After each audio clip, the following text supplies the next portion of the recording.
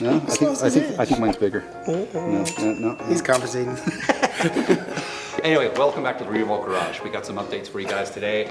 Vicky, we got racing, we got more racing, we got Bonneville coming up. We've been busy. Oh, lots of stuff going on. There are miles of wires been added to this thing. Every time I walk out here, I'm like, there's just more spaghetti that this guy's going through. Great job on your side, but we'll find out when the wheels turn next week. We certainly will. It's coming out of crunch time. Exactly. You're dropping the batteries in, and me. Batteries go in this week. This week. So we got high voltage in the car. We're going to turn wheels next week. We are still got a couple of parts that we're installing in the vehicle. Let's go to the front of this thing and take a look what we got. More spaghetti hanging out. We have a contactor box that we designed specifically for this vehicle, and we're going to use it on other vehicles because it came out pretty cool. That was supposed to be back here, but we ran out of room after we started running wires, started to put things together, and we realized that this box wasn't going to fit. So we decided to reroute the high voltage to the front of the vehicle, and it's going to be, I'm sorry. No, you had it. Oh, was it that way? Yep. Okay, so there's our high voltage. So it'll be behind a bumper, so it'll be protected. So basically, 3D printing's awesome. It's gonna take me about another week or two to get this machine next door, but in the meantime, we printed it, we're able to mock it up, get all the wires run, make sure the pumps are out of the way, and get everything working pretty much perfectly. Love the 3D printing stuff. I mean, this is just literally a game changer. 10, 20 years ago, we didn't have this type of technology so readily available, but now we go make it out of plastic, mock it up, make sure bolt patterns fit, and when the thing arrives, click, it goes in just well. Okay. That's swell. Oh, perfectly. What else we got left on this? Batteries got to go in. I think you said that already. Yeah, we're getting down to kind of nothing really. We got the batteries right down here. Snow's been Well, you're sitting around on the job, Snow. Kicking ass on these. It's a rough job, but somebody's got to do it. So these are fully assembled now? Yes. So these boxes, fully assembled. We have three sets of 3. So there's 15 batteries here. We have one more that'll a standalone battery. And all of these were designed by Eddie B and Slick Will. And the fit came out really nice. Powder coated the braces that hold the boxes together, and then we have the mounts to go in the car. So these guys are ready to go, and the Welshman and I will get these in the car, get them wired up this week, and that should keep us on track for getting that box and spinning these wheels next week. We said that we would have this car finished at sometime this month, and I think we're still on track to do that. And we have racing, we have a ton of other stuff, new projects come in. We're very busy this year. Oh yeah, we got to go racing last weekend. How'd that work out? Oh, it went real good. Why don't I show you? So this is the bike that you've seen some of. It's in a bit of a state of undress right now because we went out, we all hopped in the RV, we got 30 feet off the line and blew the bike up. I'm sure you have a video of that. This is a sewing machine that we have here out of the rookie lane.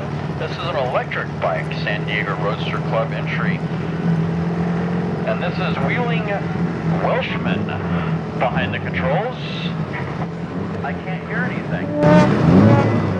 A little bit of an anticlimax after that whole build up to it, but what happened was we blew up one of our capacitors in our inverter right there. What is that thing called again? An inverter. How you spell that? Put it up on the screen. There you go. Did it. Perfect. That inverter led a very hard life. It's had a lot of incidents of no pre-charge. It's been run pretty close to its limit for a long time, and it's time for that one to give up the ghost. So Kent Riches was good enough and resourceful enough to find another new old stock inverter. So that's going in probably today. We'll be back on track. Hopefully we make it more than 30 feet this time. You know, that's called racing. I mean, we've been very, very fortunate to have an extremely good track record with electric racing at Bonneville, your truck, my car. Things have been going pretty smoothly.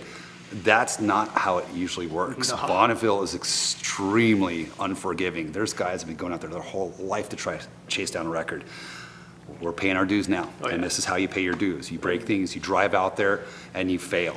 And if you win all the time, you don't really learn anything. I mean, we learned a lot from this experience too. I mean, we had this bike, we were back in the trailer for hours trying to figure out what was it. It was an encoder, what was it this, and the troubleshooting, but that just makes us even better. We There also, it is. You learn what it sounds like when you blow a 600 amp fuse up. kaboom, I was in the Sounds RV. like a gunshot. I was in the RV when this thing went off. They were working on it. It popped so loud, I thought someone got shot. I thought snow was capping fools outside. But hey, that's called racing. We're paying our dues, like I said, and that's just part of this process of even us. This is a learning experience. Right. We now realize that, hey, pre-charge is a really big thing. We put the pre-charge on this, but like he said, many years it didn't have it. pre-charge on it, but the circuit that was on it was blown and there was no indication of it. So for however many years it was, for however many runs it was, it's been getting damaged for a while. And compliments to the crew too, because this thing, it all went south and everyone's just like, okay, what's the next step? Until we finally popped it, and then the next step was go home. But it was there was no hair pulling out, there was no yelling, it was all just very like, okay, Well, here's what we got to do to make had to call make it. it back, and yeah. Call it. Let's get out of here. Yeah, we're not racing. No, as soon as that went pop, I'm like, oh, It's we're done. called. We're done. Oh, that's what I said. I was like, Some see, days you win, some days Some you days work you're on the your bug. bike. Some days you're the windshield. But in racing, we've had such a successful. Oh yeah. No, we're due This one. is called paying your dues. Yeah. So, hey, it is what it is, boys. You know what? He's Thank still you. alive, and Thank you. he can make it to work tomorrow. That's Thank you all all I for care coming. about. Thank you for coming. Much appreciated the support. I mean, at a certain point, we're out there in the heat going, okay, we can't fix this here. Let's call it and go home. Yeah. Let's go, get some lunch and forget about this and race. There's always another day. Do it again. What do you got going on, Snow? Well, speaking of racing, we went out to Irwindale a couple weekends ago, and we went to an Ultra EV event. And as you can tell from the hardware here, Eddie B and the Mustang took best of show, and the Hillbilly Deluxe was in the top 10. Mine's bigger. So, as Eddie B has pointed out multiple times, his trophy is bigger. With that being said, we go out to Irwindale. The Hillbilly Deluxe, she performed like she was supposed to. First burnout, crowd pleaser. Everybody loved the burnout, lit them up instantly. But first race, Hellcat took me down.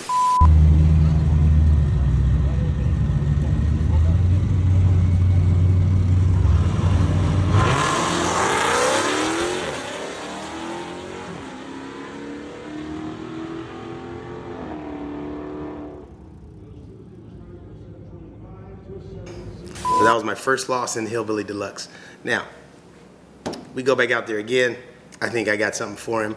So personally, I think it was, what I could improve as a driver.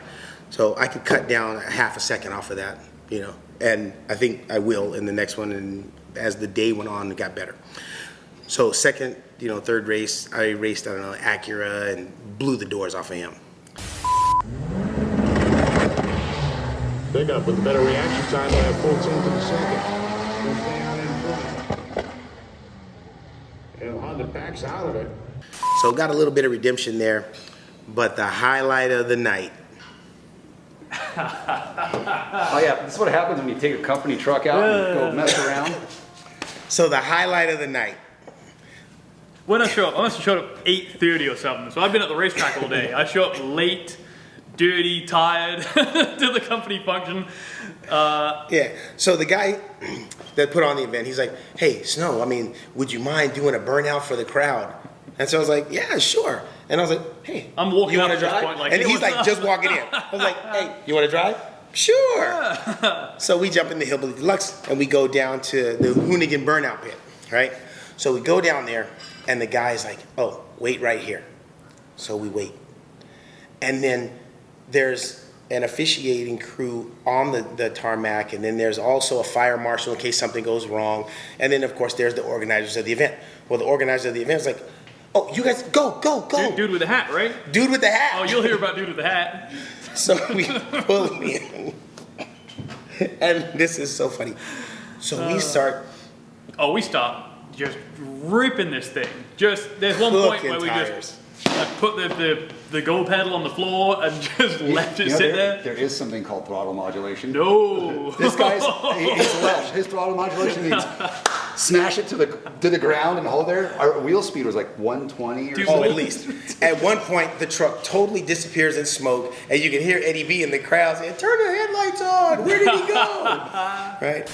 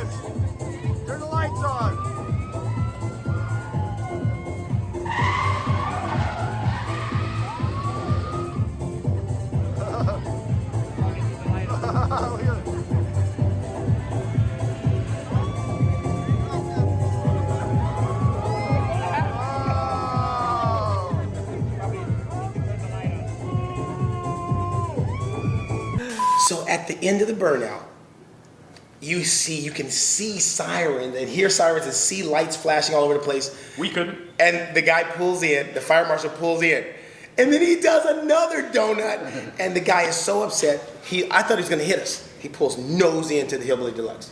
And he gets out of the truck and he starts ripping us apart. I had my sorry face on. Do you know what red lights mean?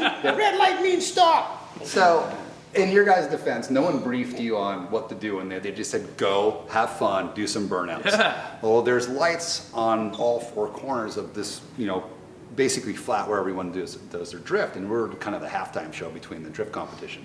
Well, the red lights were always red. Well, they weren't for us. They red lighted the drift event for us to go out there. I guess that was so. our understanding. That's what we thought. But technically, they are supposed to put the green lights on for you, and if it turns red, you need to stop. Well, no one told you that, and the red lights were on the whole time. And these guys are having a great old time, and the fire marshal wasn't very happy with us. But now, but the big reason why the fire marshal wasn't happy is everything you said is absolutely correct.